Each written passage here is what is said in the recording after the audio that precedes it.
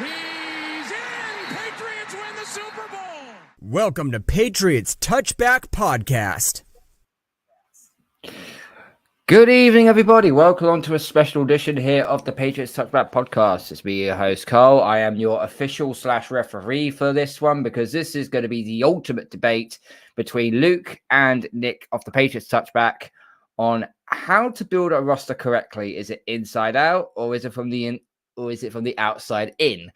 And this, you can put this to many ways, whether this is to do with the New England Patriots currently sitting with the number 3 pick in this year's draft, or it could resolve to around any other team. Luke and Nick will be taking it in turns, discussing, debating, arguing what is the right way and what is not the right way. Before we get cracking with the show, guys, make sure you smash the like button, hit the subscribe button, tell all your friends, follow us on all our social media platforms, and our latest podcast will be coming out in a day or so time. But for now, gentlemen, good evening and welcome again to the show. Luke, good to have you back, mate. I hope you're feeling a lot better. You know the drill. I am the referee. I am the official. I am your judge, jury, and executioner. You speak when you get spoken to, and if you say anything out of context, I will stick you in the sin bin for 2 minutes. Do I make myself clear? Yes, Dad. Thank you. And Nick, you'll not get away with this shit because, this is a post that obviously the pod put out, in which you responded back to me saying, I've got an envelope full of oil money for you. Knowing you're a Manchester City fan, I just basically said, go shove it up your ass. Because it is deserved. So, yeah, you're not bribing me for your takes in regarding of this, okay? My kids wrote that. Huh? Wasn't me. My kids wrote that. Wasn't me. My 6-year-old did that. I have no idea how that happened. Really? Nothing to do with me. Really? Yeah. Did you sit down on your phone and it hit send by accident, like Jodie and Yeah, Lescott? sat on it. Yeah, That's why I said I gave my phone to my 6-year-old, and she was doing various things. So I can only assume that she accidentally sent that message. I wouldn't condone such behaviour. For the listeners, that's my official statement. This ain't going to be on podcast, Luke. This is just going to be a straight up show on the channel. Oh, great. So, yeah. Okay, gentlemen, let's get into it. Let's go back to the original settings. There we go. So, the topic of debate is basically what is the correct way to build a roster. You each get to take it in turns, going backwards and forwards. Luke, since you are the advocate who wants to take the quarterback and then build from the inside out, I will let you take the floor with this one. Okay. So, as I've said, I'm winging this a bit. So let's go, right? Let's see how long I can filibuster for, and maybe I get the full hour out of it before I make up a point, and then Nick can't have a chance to respond. That's going to be my plan. But in saying that, what's the most important position, Nick, in football? I agree. It's the quarterback. The defense rests. No. In seriousness, no. Look, that's a cheap point, but a point I'll take. Right. I think that when you're coming into this, looking specifically, if we're going to look at the macro level at a kind of like, do you draft? Do you go and build with the quarterback first, or do you build the team around him?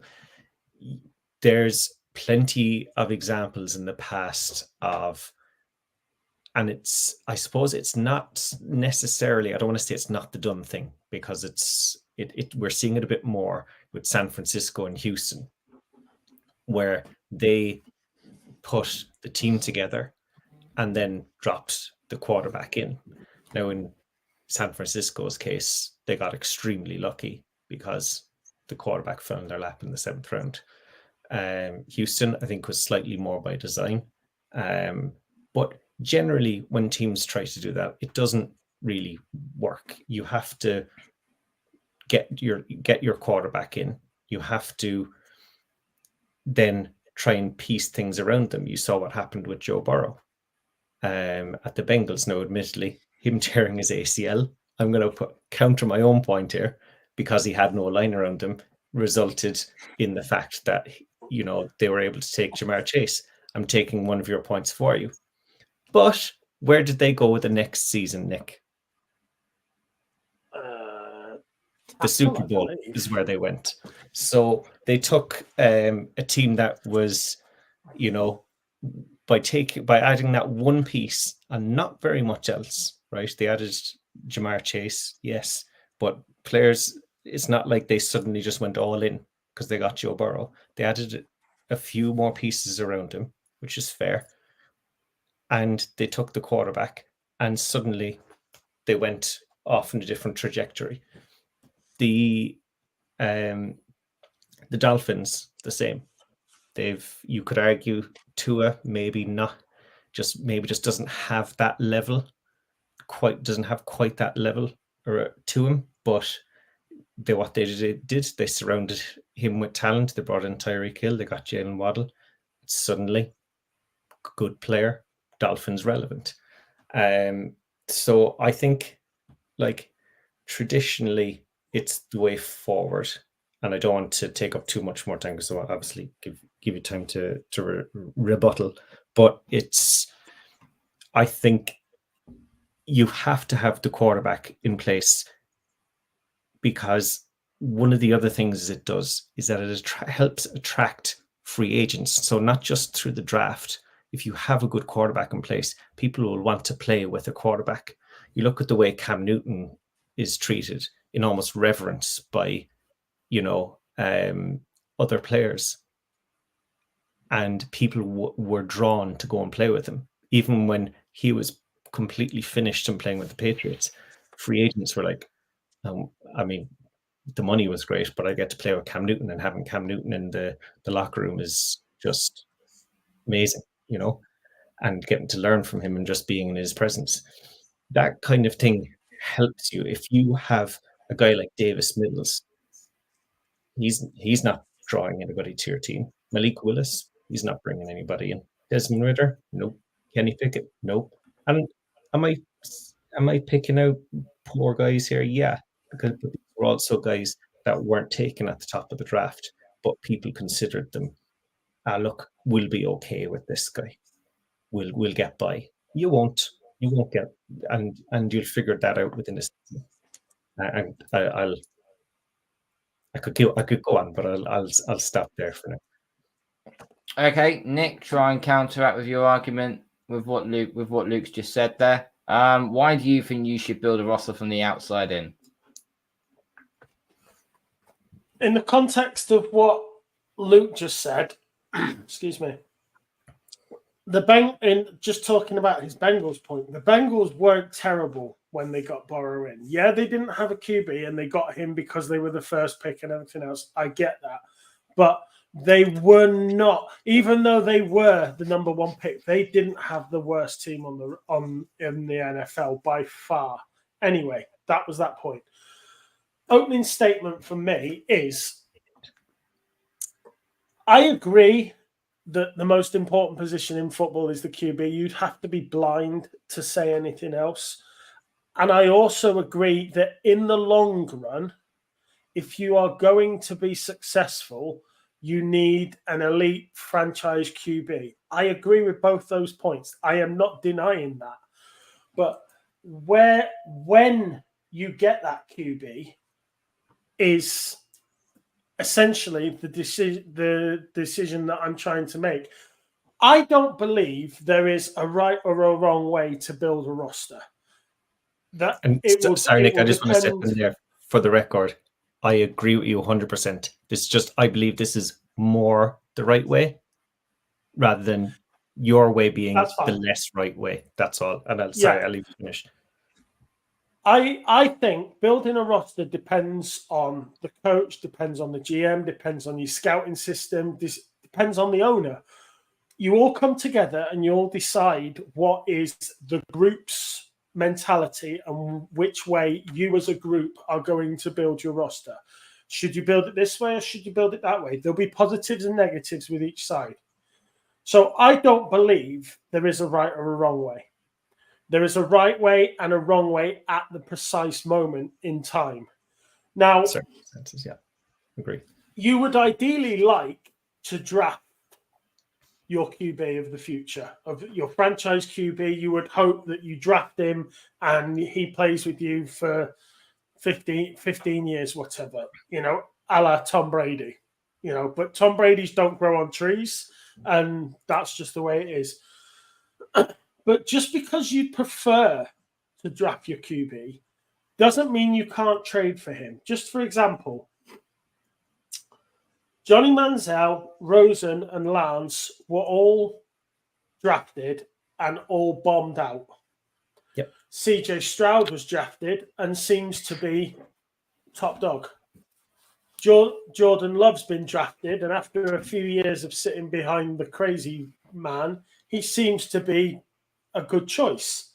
Who was also a first round. It was also a first round pick. Just to cut in there, he was also a first round pick. True, I don't dispute that. Plus, you've got Josh Allen. But so you've got 3 QBs there who were all first rounders that failed and first rounders that passed. It's potluck. You really don't know. But for example, I'll give you two examples. Brady went. I mean, Brady was a free agent, but Brady went to the Bucks and they got a Super Bowl. Stafford got traded to the Rams. They got a Super Bowl. Yet the Colts traded for Matt Ryan. That didn't work out. And they picked up Phillip Rivers. That didn't work out. The Broncos have just, traded for Russell Wilson. That hasn't worked out. And he's already left. So, again, there are both sides of the coin. There are both sides of the coin as to what is and isn't. If you don't pick your QB in the draft, doesn't mean you won't have an elite QB at some point in the future.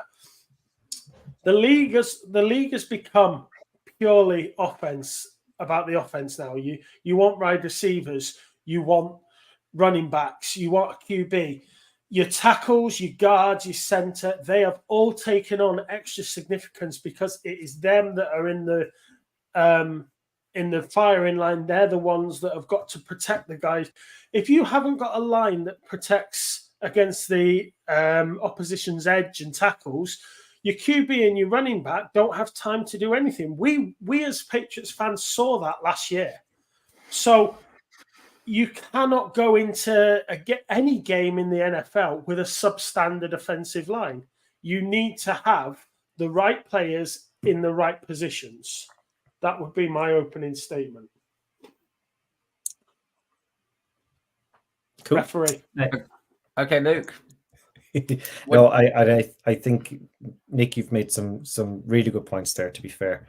And we're having a bit of a loving at the start. We're like, fundamentally, we don't actually disagree with each other.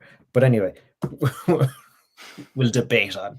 I think going back to your point in the Bengals, where the Bengals, regardless of what you say, the truth is that they had the first overall pick because they were a bad team. Whether they were the worst team in the league, whether they were the 5th worst team in the league, it's open for debate. They were a bad team. I probably tend to agree with you. I think Andy Dalton has kind of completely fallen off at that point. And, a lot of that was there, and it maybe not have been so much the pieces around him, but they were still, the players around him weren't able to drag him up, and because they weren't good enough. And also he wasn't good enough. Just going back to your point about the circumstances, I think, being right for the move that you need to make, right, in terms of like how to acquire how you can acquire quarterbacks. You can acquire quarterbacks through trade. I would say the Brady becoming a free agent, like Brady's whole career, is kind of like a unicorn freak situation. Like, how often do guys like that become free agents?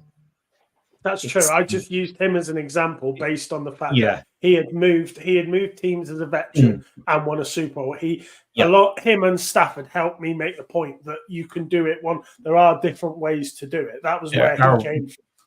There are ways, but I feel like they were extremely specific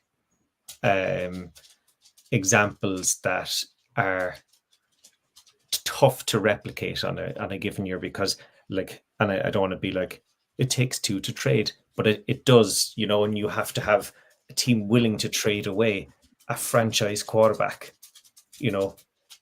Teams generally aren't, and Jared Goff, they were trying to get out of that contract, and they obviously wanted to try and trade Stafford, and I think the Lions were like, Stafford's getting older, maybe he has a couple of years left in him, but we aren't there yet, and it'll help us build for the future. Now I think a Stafford Goff kind of trade, that is quite likely, but getting a guy like Stafford at that point in his career with that amount of talent that he still had, again, quite rare. So I just don't think that you look at guys that come up in free agency or are available via trade in the past. You're looking at Kirk Cousins, you're looking at Alex Smith, these, and please name out, like, I'm just thinking these off the top of my head, so if there's other ones, name them out, right? They're the types of guys that become available, and they aren't the guys that you want to have as your franchise quarterback. To me, the worst thing we could do here is take a guy like Bo Nix or a guy like Michael Penix or JJ McCarthy and say, right, this is assuming they're going to be in and around the level of what Kirk Cousins / Baker Mayfield is on their best day. And yeah, if we surround them with talent, we'll maybe get to a divisional playoff, because that's their ceiling. They'll never do any more. And if you're okay with that, then you'll never win a Super Bowl. You need to be going for the high-end talent. Now, if you look, so to me, just going back to the original point on the trade, those high-end talent guys don't often become available. And if they do, there's no guarantee that you, as your team, are going to, at that moment in time, have the cap room / cash available, the picks that it might take, or the ability to, I suppose, you might be tied up. I suppose the same thing as the cap and the money. You might be tied up to a guy already. And also there might be a bigger fish that has a lot more than you might have plenty, but somebody could have more. And there's no guarantee you'll get it. You'll end up a bit like the Atlanta Falcons were for the last few years, where they keep trying to do something at quarterback and they ultimately, they've got Kirk Cousins now and they've got a 37 coming off an ACL. I mean, 36. Is he 36? Like, nothing wrong with being 36, by the way. But but like, well done. I can't remember. Well done. Like, you've solved your quarterback problem now. Congratulations. Finally, you will maybe make the divisional round again. So I just think that when you're in the position and there's quarterbacks on offer, and I'm not talking specifically about the Patriots situation, but I suppose specifically and non-specifically, that's what the position that the Patriots are in, but also it's the position that the Bears are in. It's also a position that the Washington Commanders are in, where they have loads of holes in their rosters, and they could probably do with trading down, but they're sitting in a position where there are consensus quarterback. There's consensus high ceiling, highly talented quarterbacks, regardless of whether you believe that they are or not. But that's the consensus, I suppose, amongst pretty much everybody that all three of those three guys, and you could argue some people are arguing JJ McCarthy, but that's my opinion. So 2 seconds. So when you're sitting there and you're in position to take them, it mightn't be the ideal situation that you want to drop a quarterback into, but it does not preclude you from drafting an offensive tackle in the second and a wide receiver in the third. It also doesn't stop you going, these guys are good, but you know what? We'll sit him for most of the year. We'll see how the offensive line is. If it's terrible, we maybe just let him sit out the whole year. It might work out quite well for him. It worked out for Jordan Love. It's worked out for the Packers. I cannot get behind the idea that you're going to draft a guy so high up and then say, no, we're going to sit him because he's not ready. When you need that much, and this is just in Patriots case, you need that much. You've got wide receiver. How many mock drafts have you done, Karl, or you've done, Luke, where you've taken not one receiver, but you've taken 2 wide receivers, you've taken a tight end, you've taken a running back, you've taken maybe 1 tackle, 2 tackles.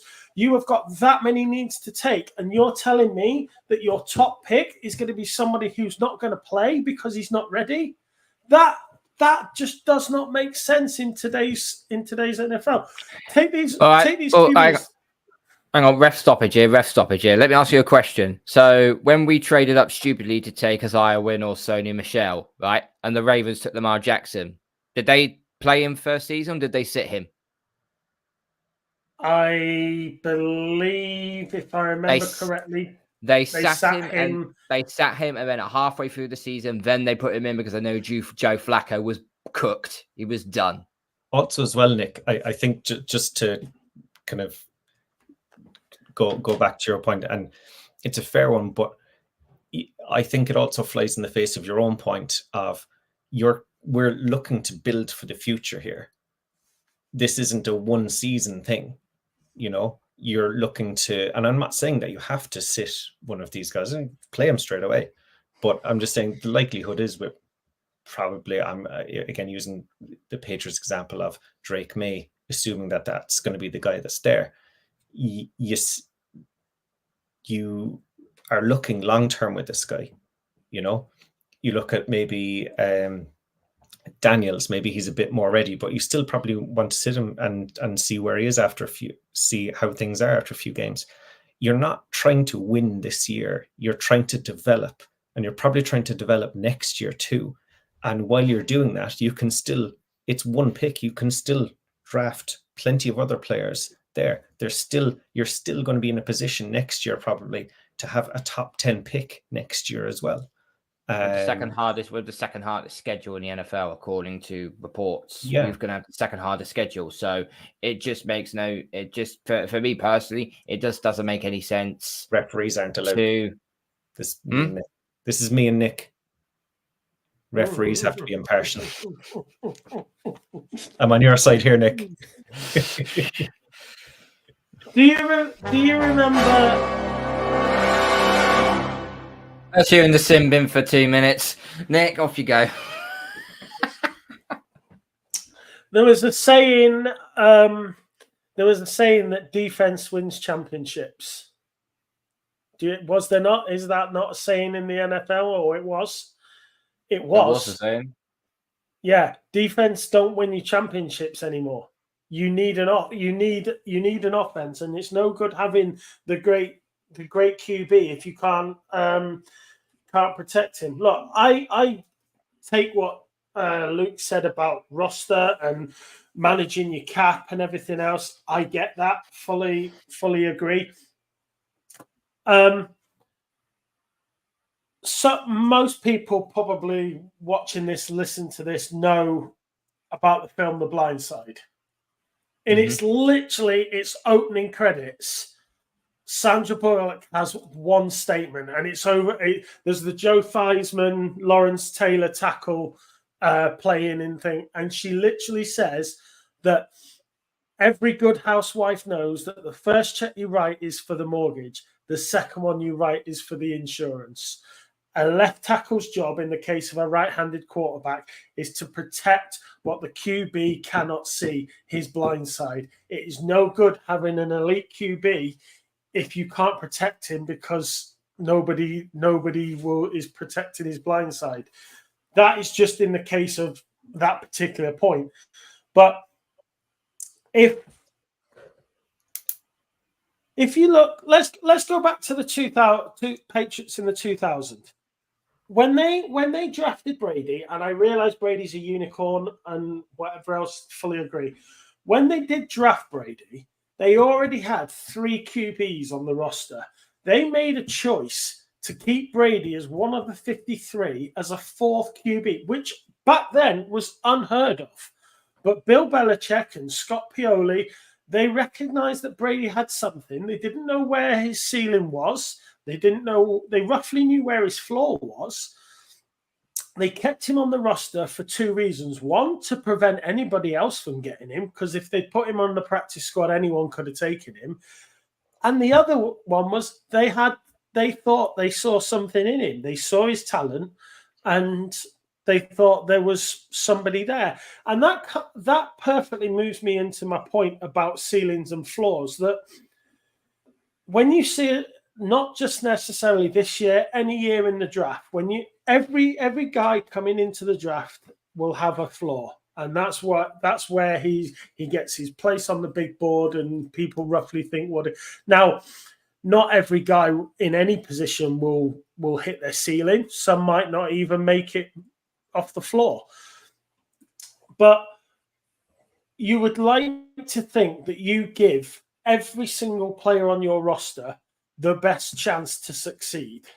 And if you are going to give your QB chance to succeed, you have to at least provide him with 1, weapons, 2, protection. Great, give him all the weapons you want. We saw this year with Mac Jones. You can't protect anybody. It's no good. You know, Mac Jones, fine, fair enough, not good enough. Don't dispute that. But we sat there and we said about the fact that, and I've made this point before, it's been one of my gripes, that Mac Jones needed time to go through his reads, check 1, check 2, check 3, and he didn't have that time because the line in front of him couldn't hold enough to give him the time to do what he needed to do. He should have been doing it quicker, fully agree. If he'd been doing it quicker, it might have been different. But we saw how our defense this last season absolutely balled out just to keep us in games.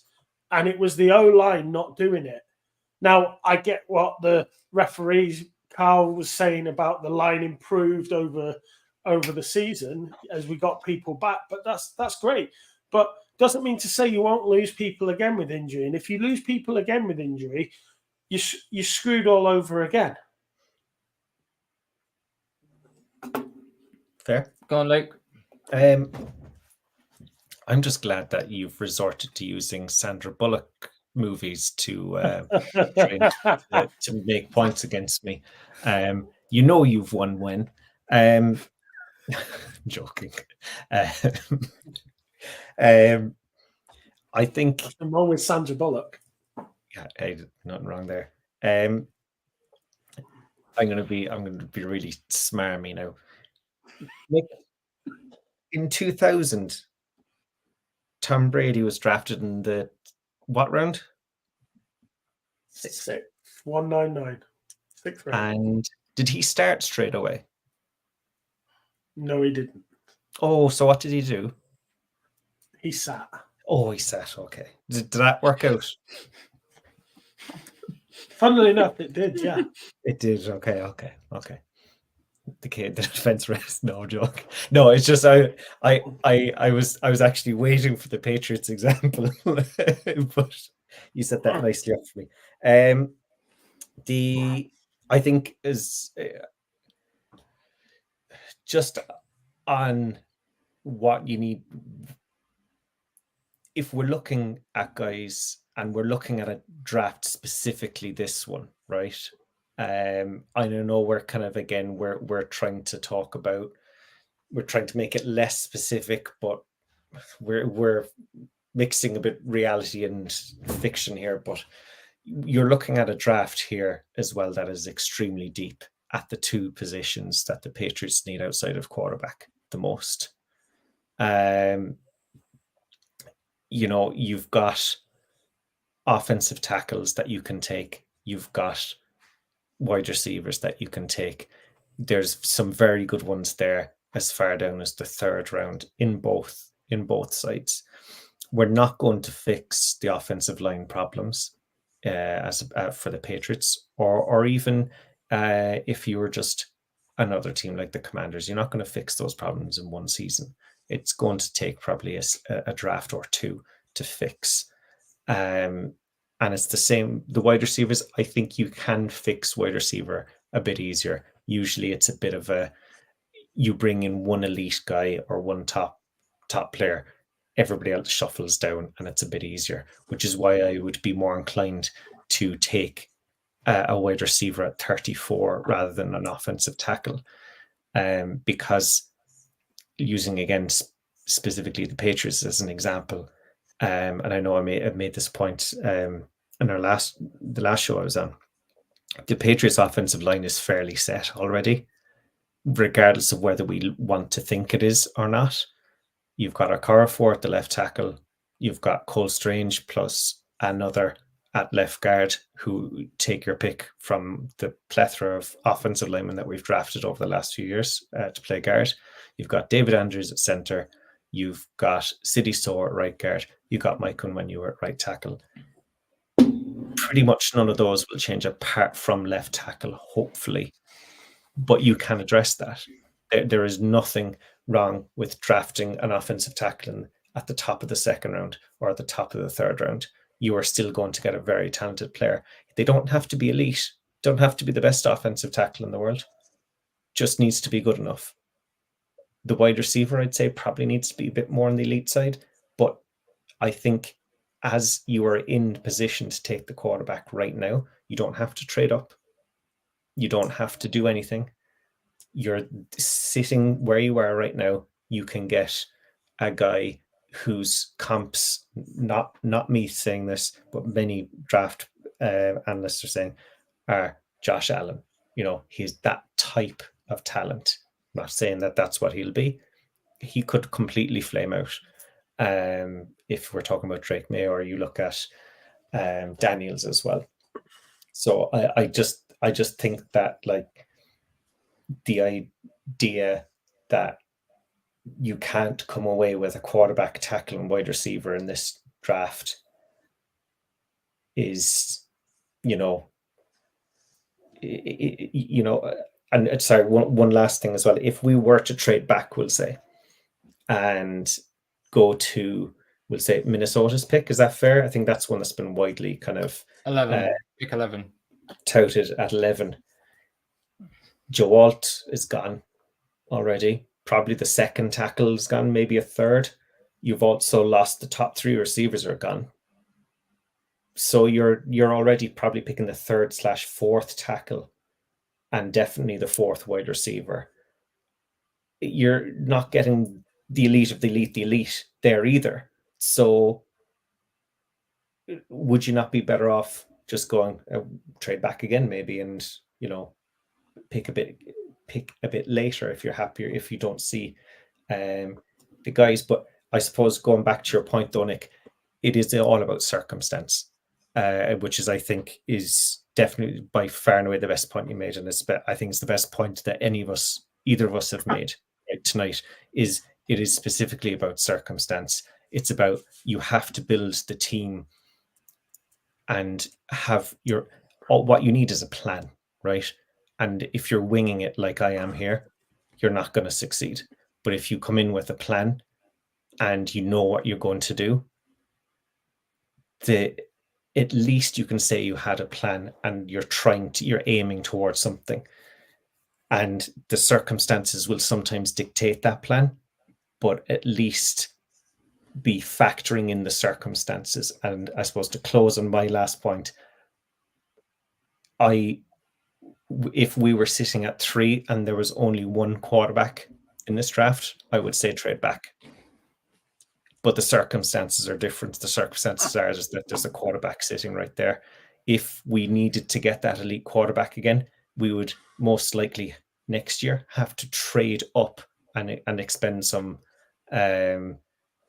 draft picks. And we've seen that whatever we get this year in draft picks, we'll have to spend that again to go back up.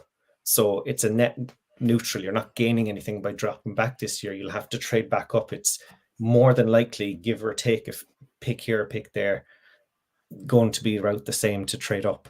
So again, it's dictated by the circumstance. And I think the circumstance for the Patriots specifically is that the quarterbacks there take them.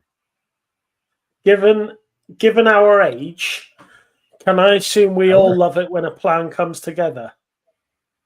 It's a bit old for me now.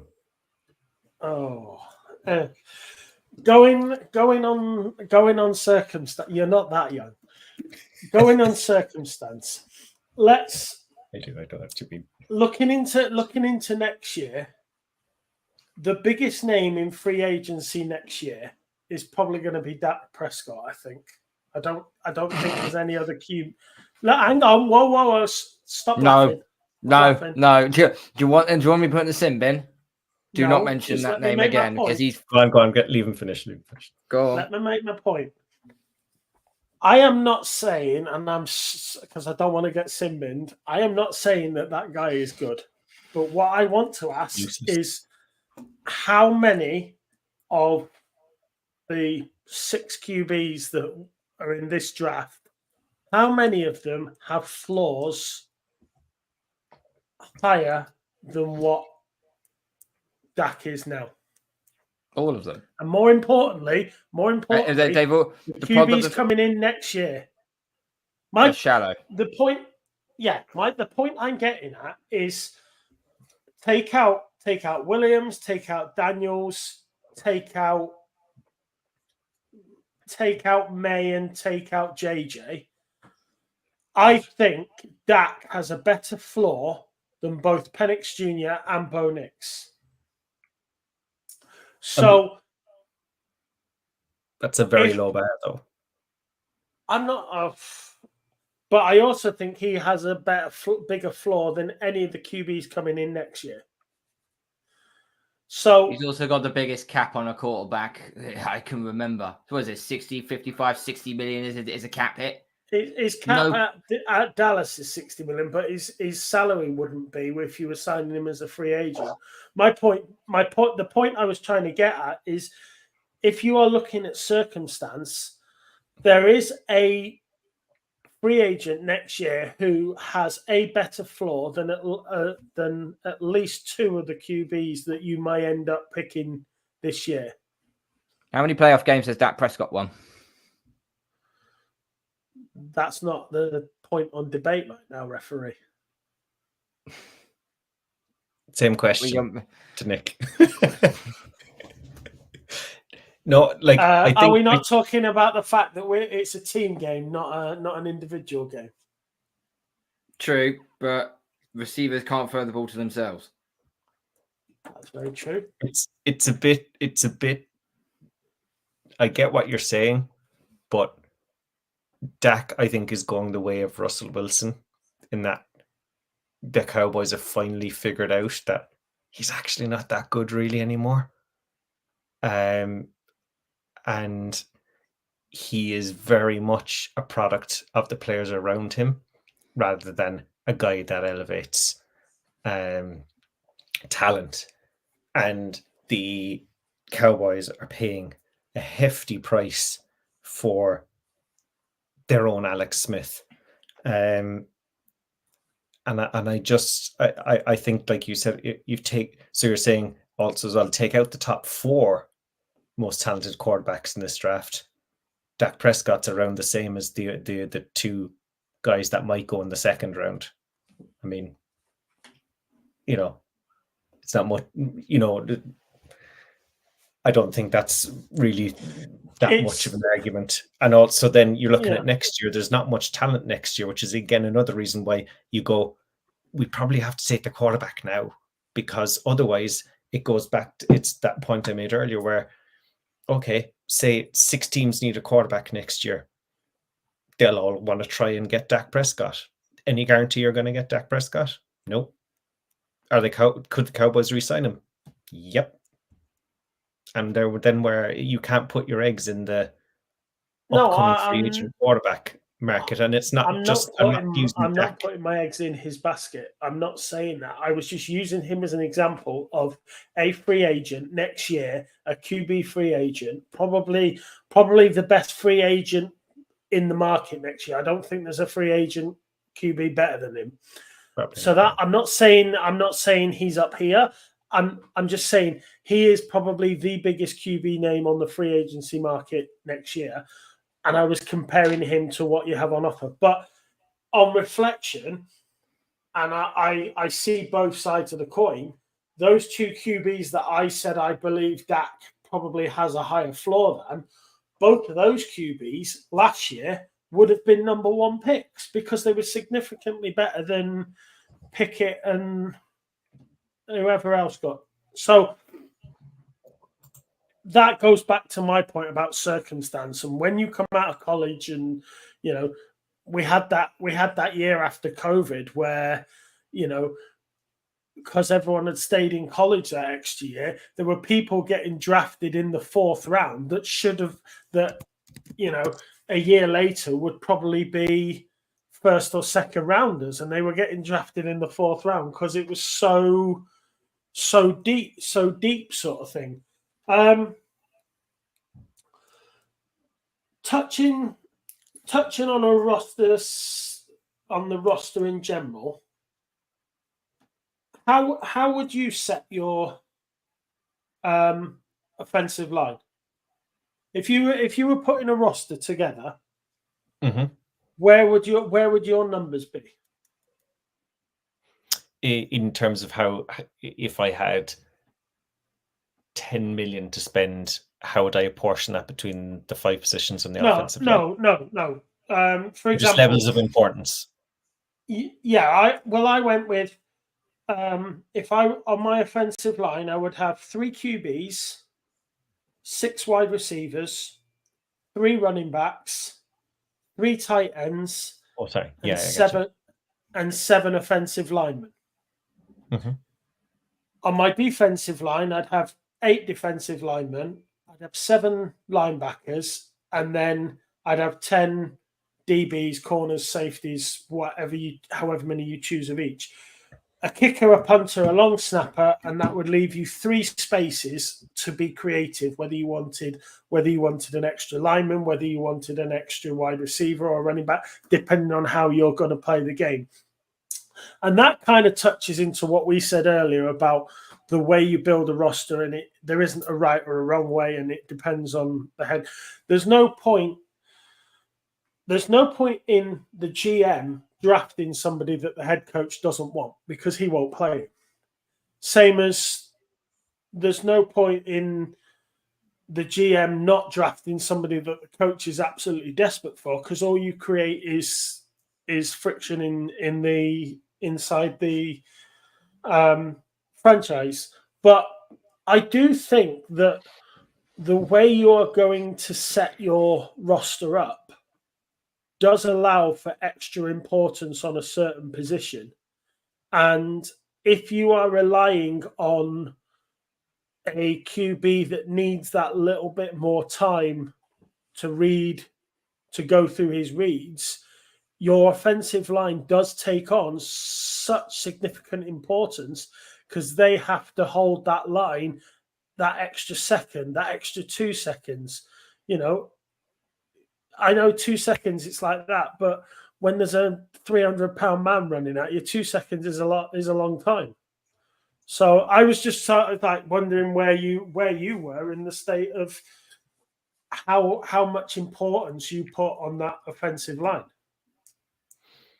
I put a huge importance on it. I think it's on the offense outside of the quarterback. It's the most important thing. On the offense, I'm going to leave defensive backs out of it because I'm a defensive back and I'm way too biased there. I would say they're the second most important on the team after a QB. But I will say, but on an offense, no, you're right. The offensive line is most important. You can get a running back, you can get a tight end, you can get wide receivers. You, even with our cast of characters last year, that cast of characters would have been better if the quarterback was better.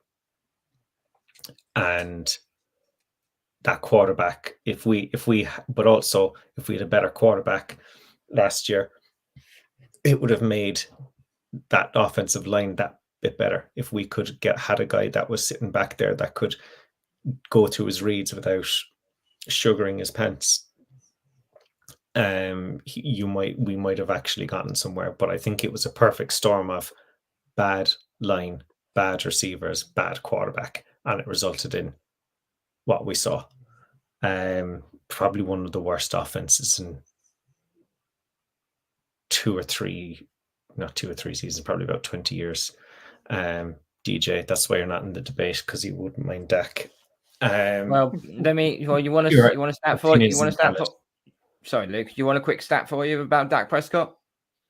He's 22 and 25 against winning teams. And you want him to come over to the AFC? Yeah. Nah. And is it easy? Anyway, the NFC has been pretty poor the last few years. He's been playing in a historically poor NFC East for quite a while. And he's been surrounded by, like, say what you want about Jerry Jones, he knows how to put an offense together. He's always put a good roster. Like, the roster is usually pretty good from a talent point of view. Mightn't be the best team in the world, but they put a big emphasis on offensive line, but not as much in quarterback. And they haven't really won that much, have they? No, they haven't. But anyway, but remember when they had that super line? They still won nothing. They still won jack. They didn't even win a playoff game. Well, they did play the 49ers, wasn't it? Yeah. They played the Niners and then the wild card, and they got smoked. And that offensive line was as good as the one that Emmitt Smith ran behind. It was absolutely fantastic, and it is an absolute joy to watch. But because they didn't have, and they had what you could call at that point as well in his career in Dak, a plus quarterback, like a guy who was actually making plays, I feel, a bit more earlier on in his career than he has recently. And I would have put him in the kind of lower echelons of the top 10. He would have been an 8, 9, 10 quarterback. I think he's at 17, 18, 20 at the moment. But you had Travis Frederick, you had Tyron Smith, you had who's Zach Martin. Zach Martin, God. Yeah, like there are 3 Hall of Famers there. And ultimately, whilst they protected him, they still didn't do. It still wasn't enough. Having a great offensive line, same as having great defensive backs, won't win you anything if you don't have the right guy at quarterback and taking another team's cast off and surrounding that with talent, or taking another, like a guy in the second round or the 5th or the 6th quarterback in a draft, even if they are a first round pick, just doesn't sit right with me. It's rare that those guys are the guys that are going to championship games. Not everybody can play in a Super Bowl, no matter how good you are. Sometimes there's circumstances, Dan Marino, etc., etc. But I think if you're looking at more recent drafts, I think you could have gotten I think back in the mid 2000s, you could get away with drafting Aaron Rodgers at 24. No way Aaron Rodgers, with his skill set coming out of college now, would be going top 5. And that's there was other great quarterbacks in that draft as well. You know, though it's kind of like how it is in this draft. Maybe 10, 15 years ago, these quarterbacks might be more spread out. But because quarterback has become such a premium position, because as you said, Nick, the offense, it's all offense, and defense doesn't unfortunately win championships anymore, as much as it pains me to say it. You've got to go high. You've got to go high end. And if you realize that, you know what, we drafted Drake Main in 2 years, he really isn't it, and he's not looking like he is going to be. Go again. Go and draft the next guy again, because there is nothing worse than being the guys with the middling quarterback that's never going to win you anything, but he's never going to be bad enough to lose his job. And you go 15 years and you go and you just about get, I'll finish on this, and you just about make the playoffs every year, and you might get to the divisional round, and sure, if that's okay. I know that's not okay with you, because I know that's not what you'd want from your team. Sorry, Nick. Sorry. I've talked way too long. How long is it acceptable to roll with a bridge QB? It's just a general question I'm asking both. A year or two, maybe. A year or two. 2 years.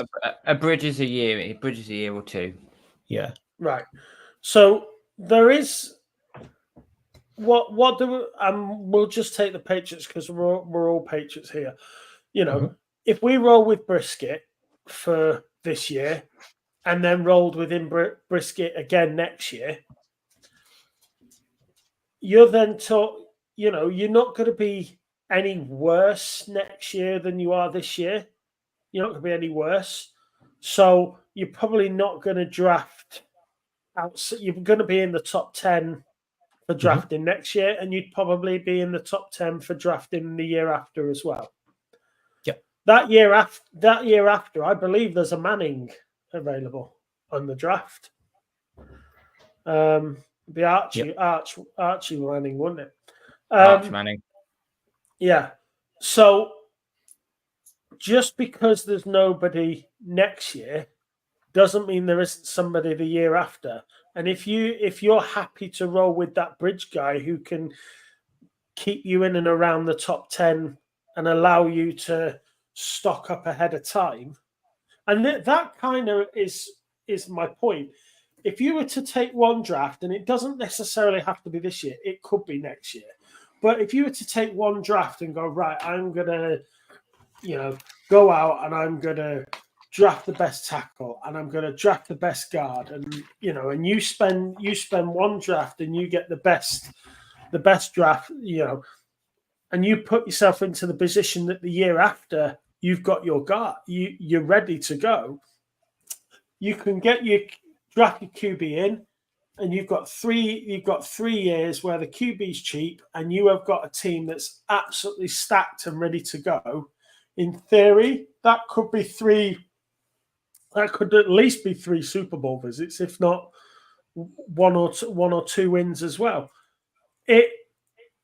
It's not. You said it at the very beginning, Lou. It's not a 1 year thing. It's the bigger picture.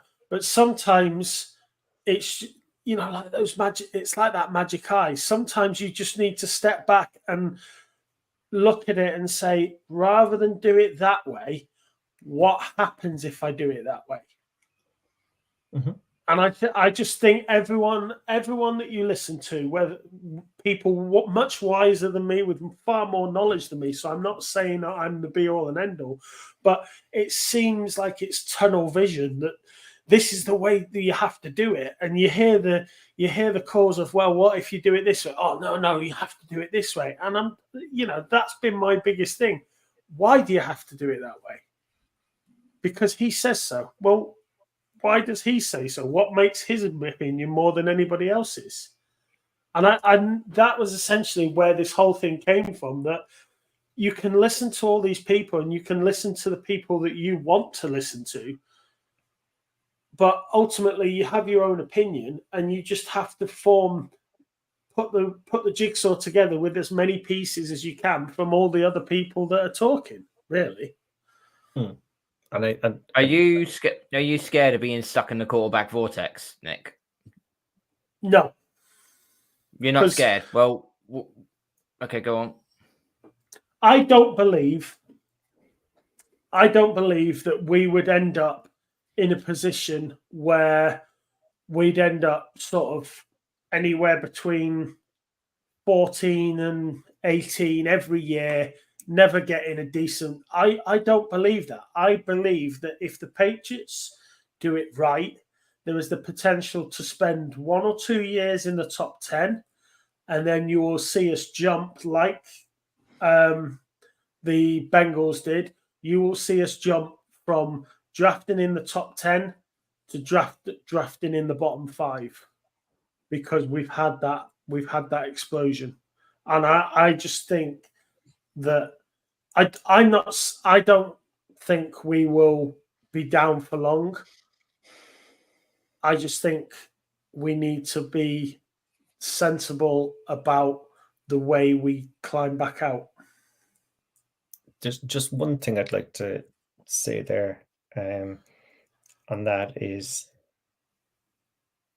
at the moment you were kind of saying, well, look, let's keep gathering talent and we'll collect the quarterback, once the team is there. Essentially, really is your premise, right? Yeah, in the conversation, yeah. Yeah. You see, the thing is that we are in, and I suppose my point is, we are in the circumstance to take the quarterback now.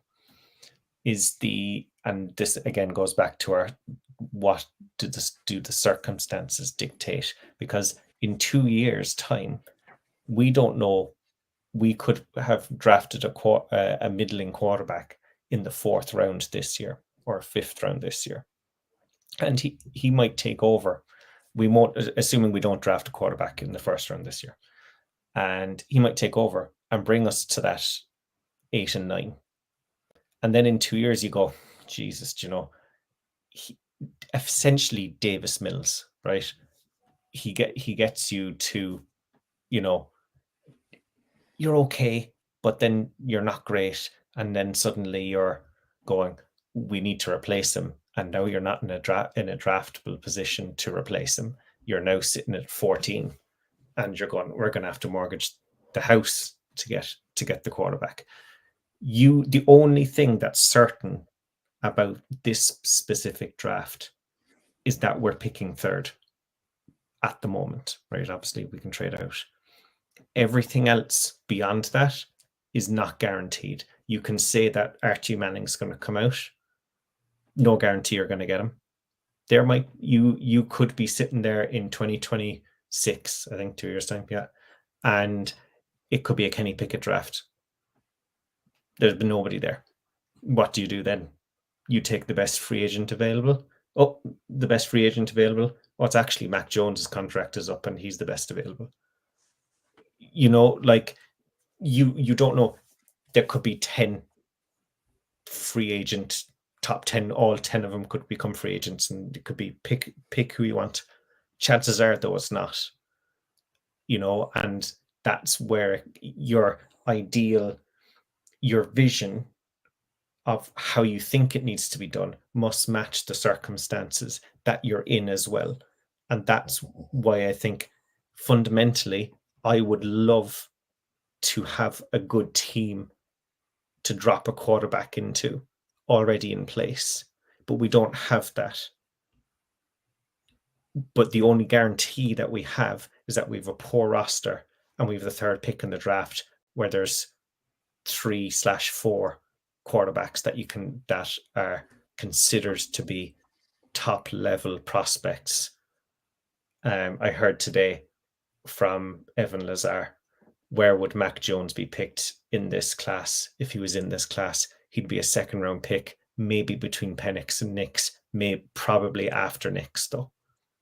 That's the level of talent that these guys are considered to have compared to previous draft classes.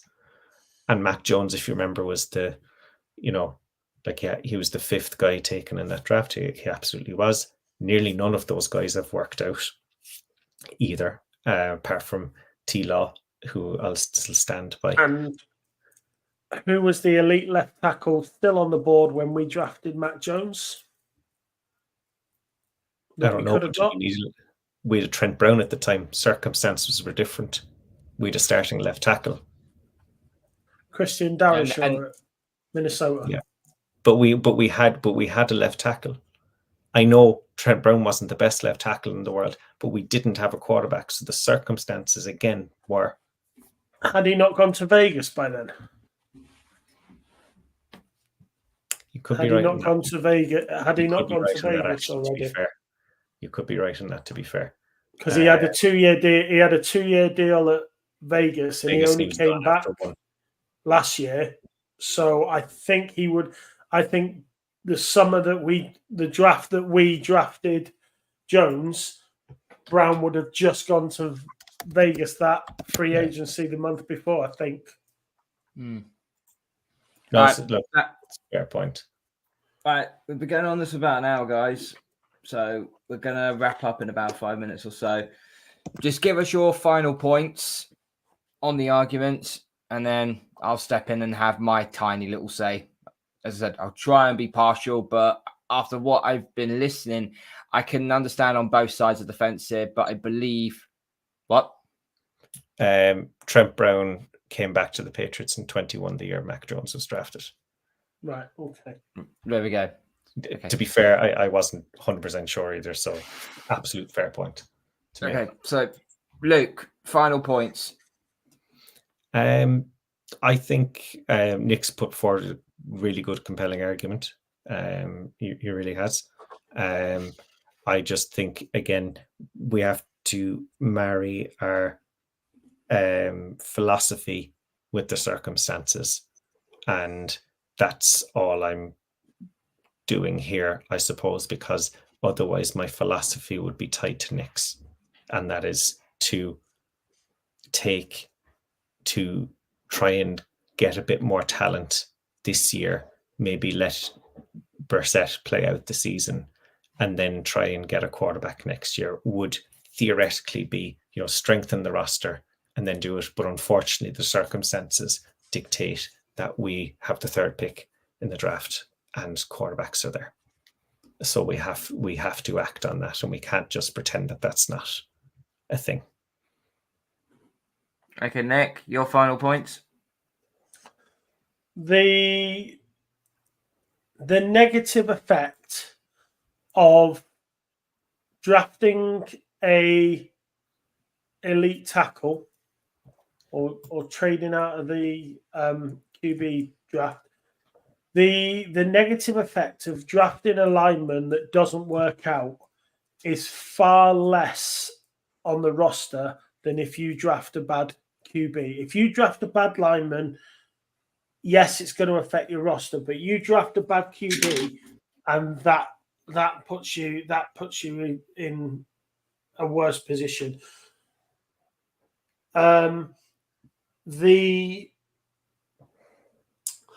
The O-line, the protection that the O-line gives the QB that prevents him from being injured.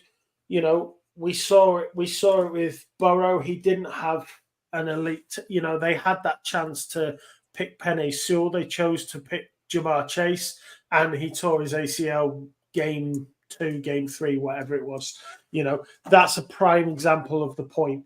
If you do not have someone to protect your guy, you leave your guy open to be injured, to be shot at, to be broken down, and before you know it, you've got Mac Jones all over again. So there's no point in wasting the good years of a QB if he's going to get battered and bruised and broken because you can't protect him. Okay, fine. And just one last counterpoint to that. Go on, Luke. Sorry, Joe Burrow tore his ACL his rookie year. They drafted Jamar Chase after he tore his ACL. So they didn't have that left tackle then. They drafted him and they went 10-6, and then they went 12-4 the following season. So they didn't have the left tackle. They didn't pass on the left tackle. They didn't have the tackle. Yeah, they didn't have the tackle, and he tore his ACL because he got hit. but they didn't pass on Jamar Chase to do it. And No, they passed on Penny to draft Jamar Chase the year after. Yeah, and they went 12-4.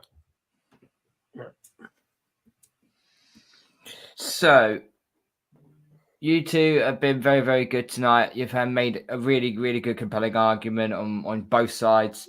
The one thing I will bring up, and this is only my personal take. So, what did you say, Nick? You said taking the tackle is far of a greater, or far less of an issue if he doesn't pan out than a quarterback. Is that correct?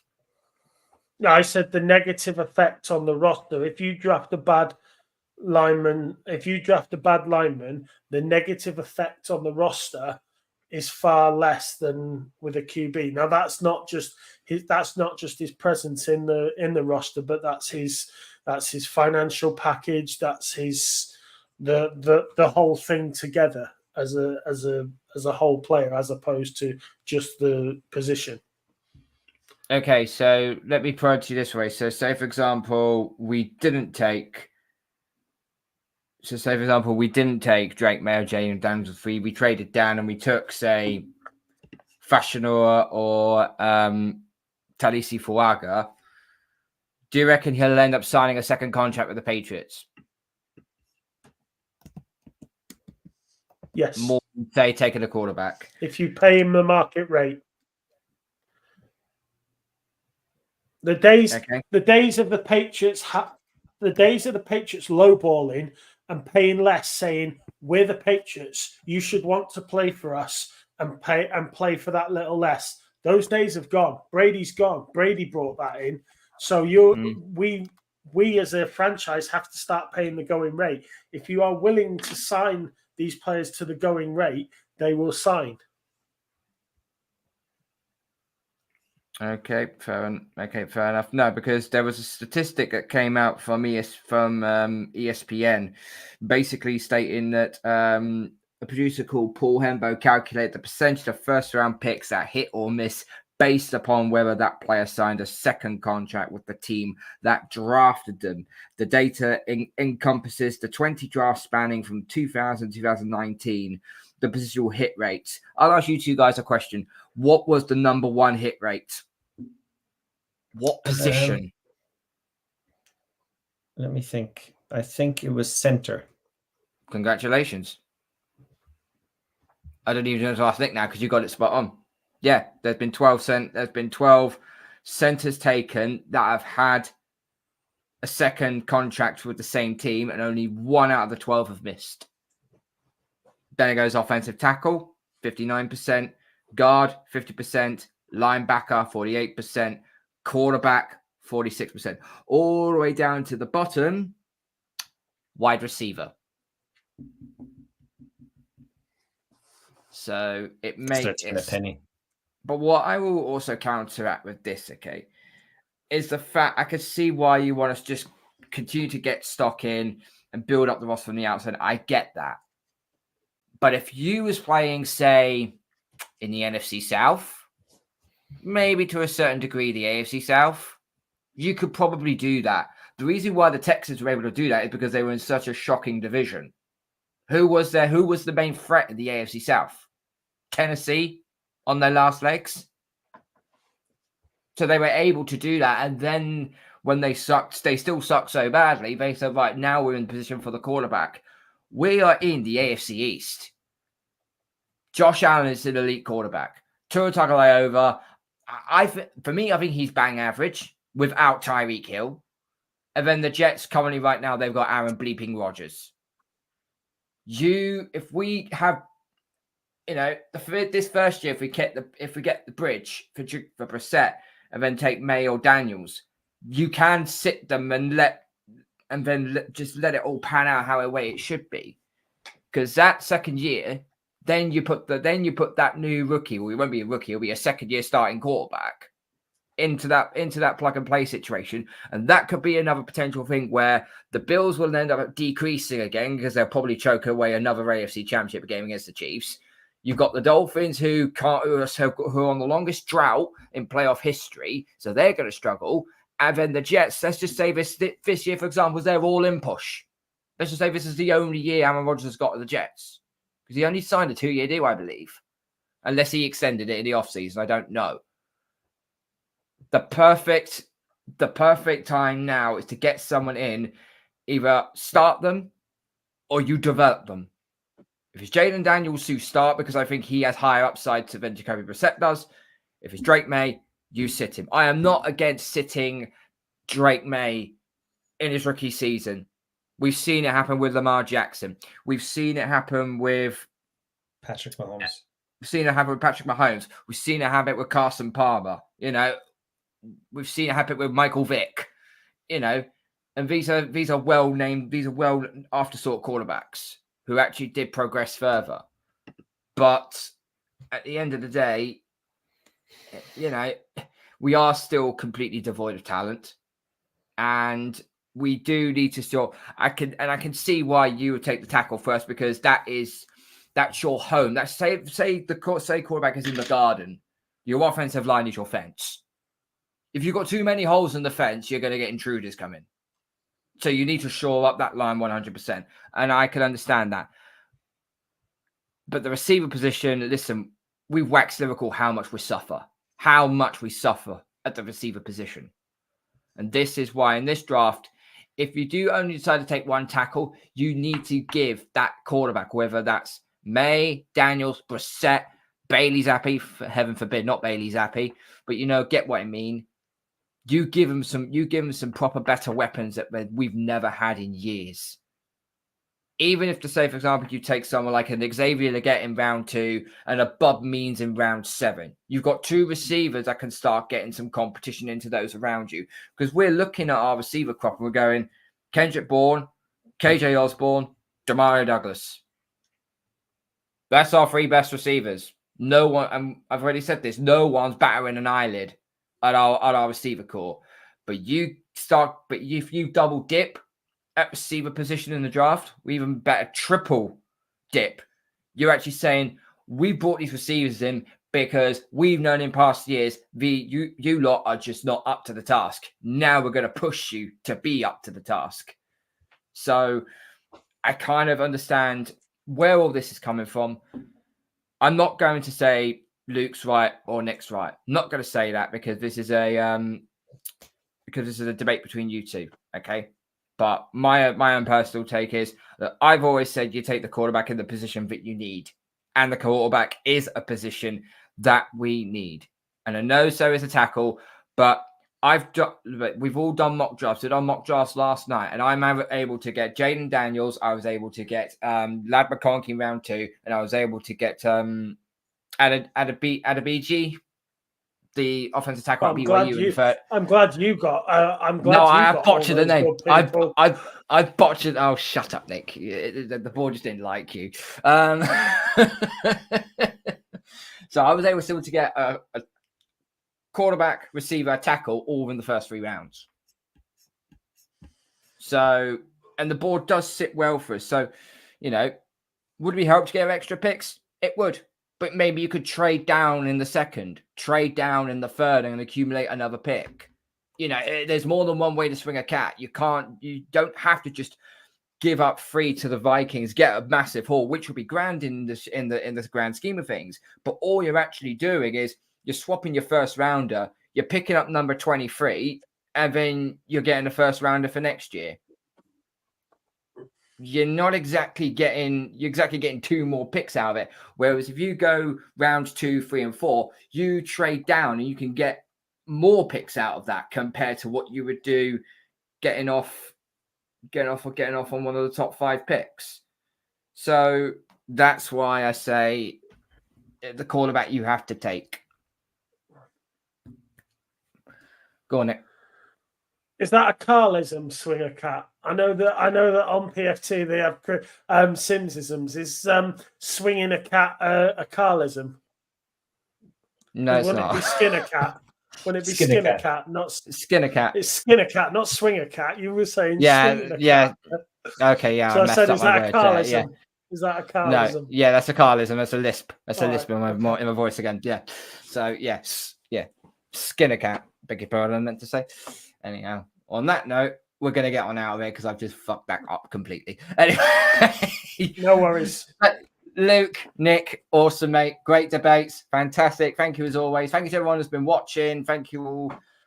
Make sure you smash the like button on your way out. You hit the subscribe button while you're at it. Tell all your friends. Follow us on all our social media platforms. Follow us on the Sports Social Network for all your podcast platforms. And big breaking news as well. Me and Nick have decided we're going to do it. So tomorrow night, the NFL Draft Round 1 live watch along. We will be starting at midnight. And we're going to have a little bit of fun and games for the first hour. And then it is down to business. Well, I say it's down to business. I think it's like 10 past 1 is when it gets down to business, really, because we know Caleb Williams is going at 1 anyway. I mean, that'll be the biggest freaking curveball. Forget if we trade down or something. That's going to be the biggest curveball if Caleb Williams doesn't go at 1. Go on, Luke. No, I just want to say well done to Nick bringing the heat tonight. Very well argued points and well done, fair play. Thank you. And did you just going to drag out that pick tomorrow as well with Caleb Williams? It's going to take the full 15 or whatever it is. Like, it's ridiculous. I thought it was like, isn't it like 10 minutes on the board, isn't it usually per pick? And Goodell, even though it's supposed to kick off at like 10 past 1, it'll be like 1:30 by the time he actually kicks it off. And then he'll come out and we'll go, oh, great, he's announcing the pick. And then he walks out and he goes, and the pick is now, it's now open. I now declare the draft open. I now declare the draft open. Players are on the clock and he'll go, oh, Jesus it's going to be complete before the Commanders even. It's going to be suffering for us in the UK lot because it probably won't finish till something like 5:30. And knowing my luck, I'll have to be 4:30. I think it's scheduled. No, depending if the teams really piss us off and actually they go through the majority. I can't remember the last time it finished. To be honest, I think it was like between 5 and 5:05, and then I'm going to bed. Yep. Okay. Well, that's what you're doing. We're going to be staying up for the entirety of the draft. Well, I will try to anyway. I know Nick definitely will. I'm going to need a shit ton of coffee in order for this one to work. But anyway, right, we're getting out of here. Thank you everyone who's been watching. Make sure you smash the like button, hit the subscribe button. We'll be back tomorrow. Don't forget, come back to us tomorrow night at midnight when me and Nick will do the live watch along for the NFL Draft 2024. Are we taking Drake May? Are we going to get Jaden Daniels? Or are we trading down? We'll find out tomorrow night. Peace out, people. Good night. See you later. Go Patriots.